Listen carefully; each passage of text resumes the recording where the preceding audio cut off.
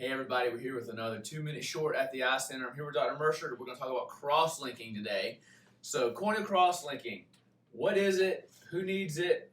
Tell me about it. Great question. So corneal crosslinking is actually performed by this machine that I have to my left. It is basically indicated for people who have a specific eye condition.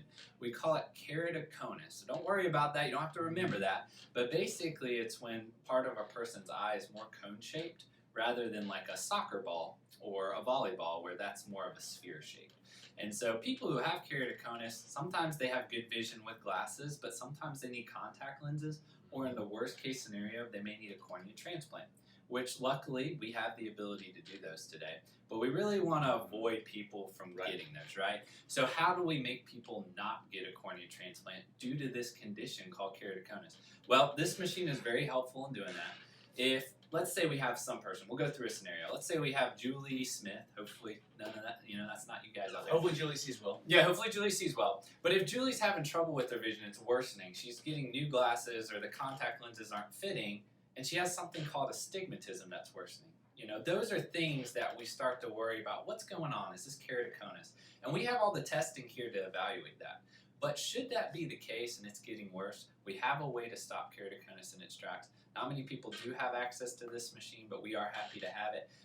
And then I think you said, what was your second question? As you were thinking, I described to my patients, keratoconus is like you're in a big ginormous balloon. That's and right. You're pushing your finger through the balloon. Yeah. The balloon's going to protrude and thin as it protrudes. Mm-hmm. And so you got to fight both of those. So we have this cross-linking. How does it work?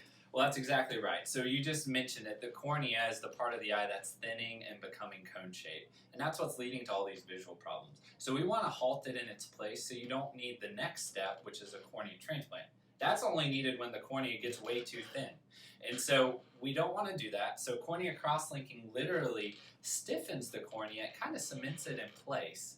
And so that way your cornea doesn't get thinner.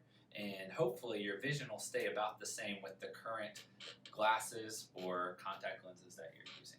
It's not really meant to improve your vision like LASIK. I know some people wonder about that, but it is meant to prevent the next step, which would be a cornea transplant. And in a lot of people's cases, that's what's needed.